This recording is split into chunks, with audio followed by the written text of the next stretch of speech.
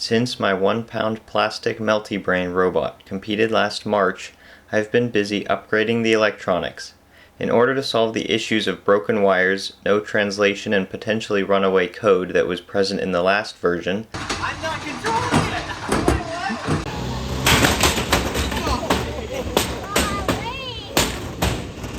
I decided the electronics needed a complete redesign. The code needed to be rewritten, and it needed a custom PCB to tidy up the wiring. I designed the PCB to interface with an ESP32 version of the Arduino Nano for faster processing and wireless programming, an iBus receiver which uses one wire for up to 14 channels, an IR receiver, accelerometer, ESCs, and DotStar 5050 LEDs. It also acts as a power distribution board. The PCBs arrived looking great from JLC PCB, but I quickly found some design mistakes on my part. To make it work, I jumped the positive main power pads and directly soldered the ESCs to the Arduino. With the hardware finished, it was time to write the code. This took much longer than expected, mostly due to dozens of trial and error attempts to figure out which libraries would work with the ESP32. I ended up not being able to use the IR sensor because the library it uses interfered with the receiver library. However, I did get D-Shot working with the ESCs, which is much faster and more precise than traditional PWM. Once the individual components worked properly with the Arduino, I started working on my translation code. This time I got it mostly dialed in and could reliably control movement while spinning. With all of these upgrades, it was time to test BrainRot V2 at the June WCCRL event. My first opponent was Bonkchevious, a wide drum.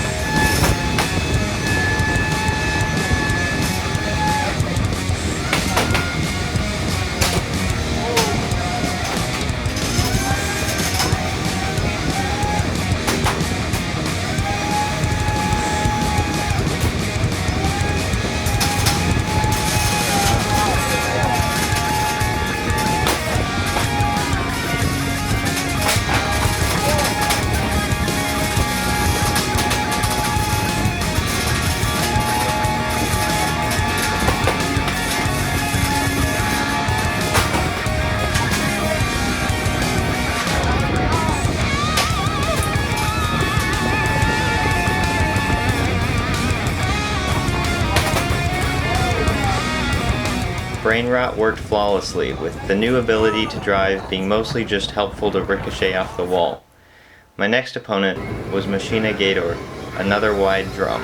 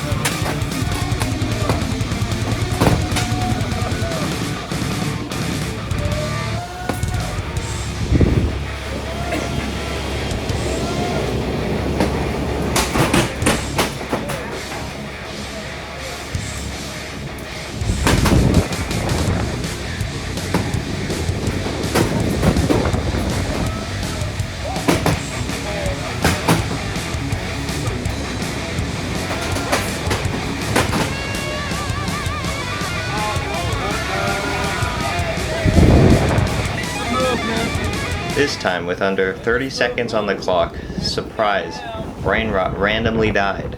I took it back to the pits to figure out what happened, and it appeared the Arduino fried. With zero spares of anything for this tournament, my only choice was to stuff in a regular receiver and hook up the ESCs directly, reverting it to a sit-and-spin robot. My next match was against Pip and Squeak, a multi-bot vert and horizontal.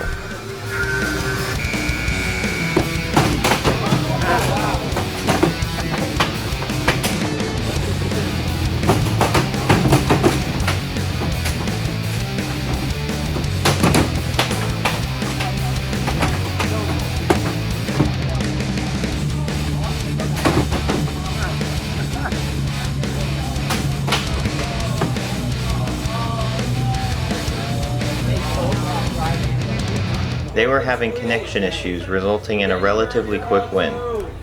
My next opponent was Ice Shadow, a Force Knight kit.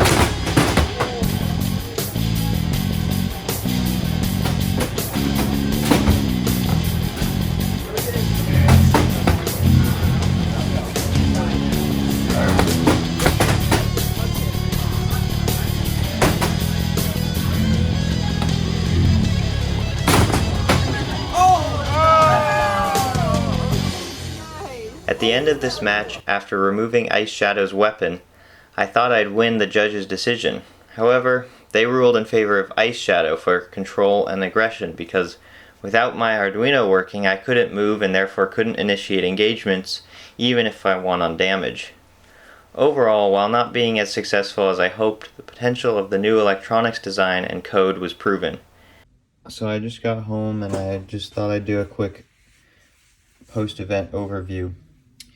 Got some wheel wear, mostly on that side, not as bad on that side. Let's see, we have the tooth held up pretty well. Some big gouges in it though. Not much else. Inside's a different story though. There's the receiver just jammed in there. To put a BEC in last minute. I noticed these just popped out. They're no longer glued in place. It pulled the pads off. So that's not good. One on the bottom fell out too. Overall, the damage isn't too bad, but I gotta figure out why this stopped working or what's going on with that. I determined that it was likely a voltage spike that killed the Arduino, and have already begun a complete redesign of the PCB using a smaller ESP32 along with a better voltage spike protection.